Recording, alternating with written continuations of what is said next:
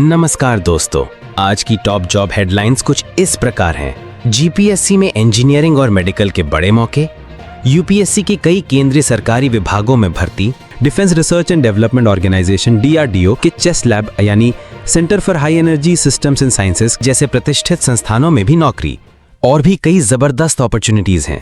तो कृपया वीडियो को स्किप ना करें और एंड तक जरूर देखें।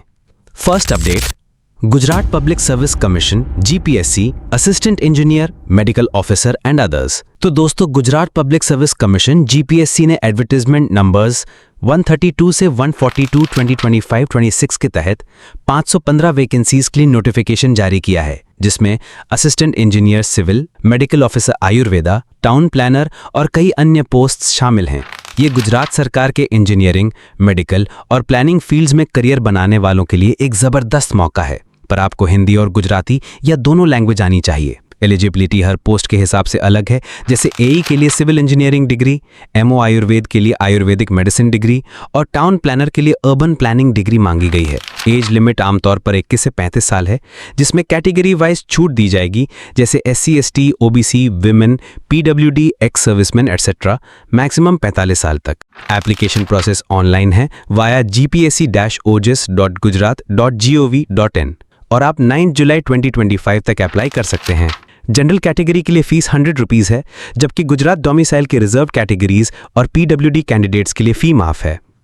सिलेक्शन प्रोसेस में prelims, general studies plus subject, main exam where applicable और इंटरव्यू शामिल हैं, और salary respective pay matrix level के अनुरूप मिलेगी। हर एडवर्टाइजमेंट का अलग नोटिफिकेशन है, तो पोस्ट वाइज एलिजिबिलिटी और एग्जाम पैटर्न जरूर चेक करें।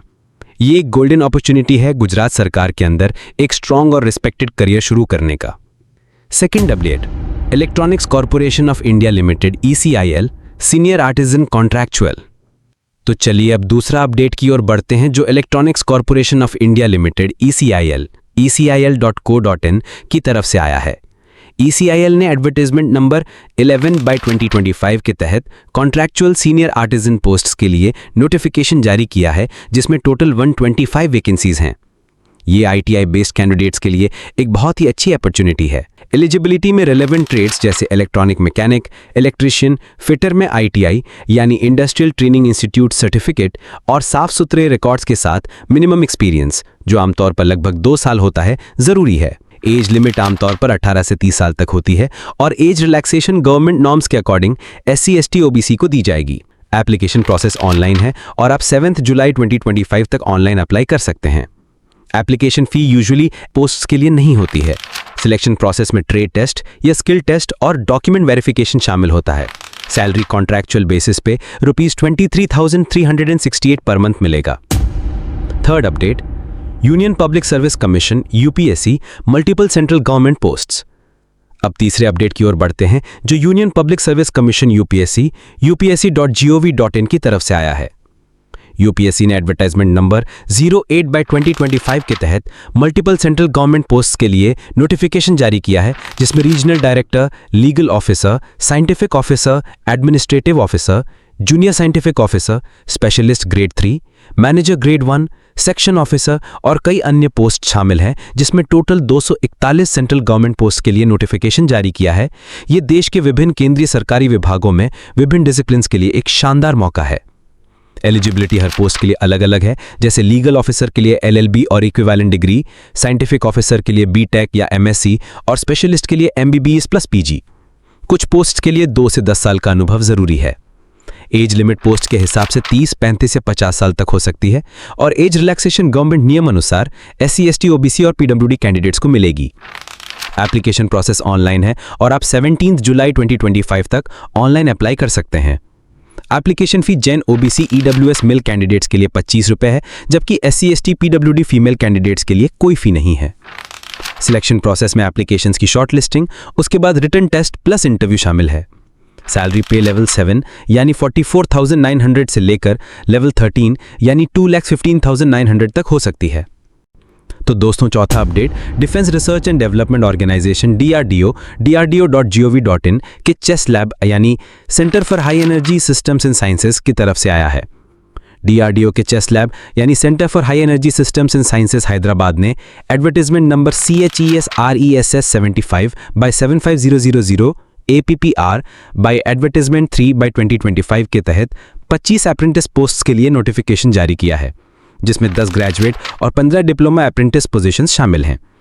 एलिजिबल कैंडिडेट्स को रिलेवेंट इंजीनियरिंग डिसिप्लिन्स में जैसे mechanical, ECE, CSC, electrical instrumentation, chemical में BE या BTech या डिप्लोमा होना ज़रूरी है और उनका पासिंग ईयर 2022, 2023 या 2024 होना ज़रूरी है। NATS पोर्टल पर रजिस्ट्रेशन मैंडेटरी है।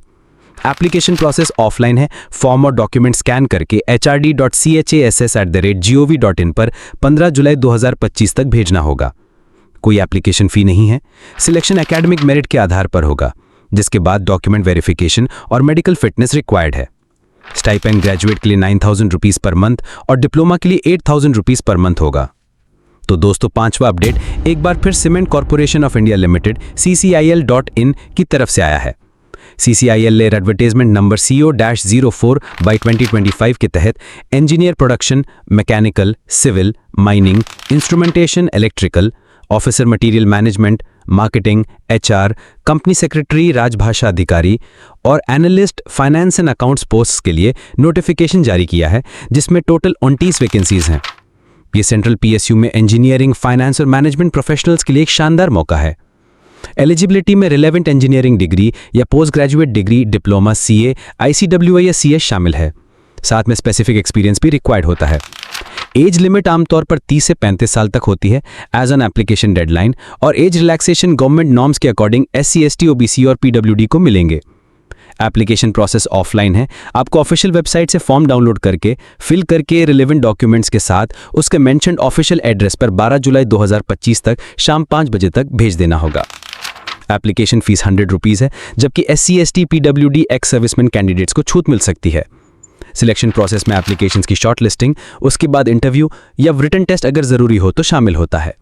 सैलरी पोस्ट के पे स्केल के हिसाब से होगी। जैसे इंजीनियर ऑफिसर के लिए E1 ग्रेड यानी अप्रॉक्स 40,000 रुपीज़ प्लस अलाउंसेस हैं।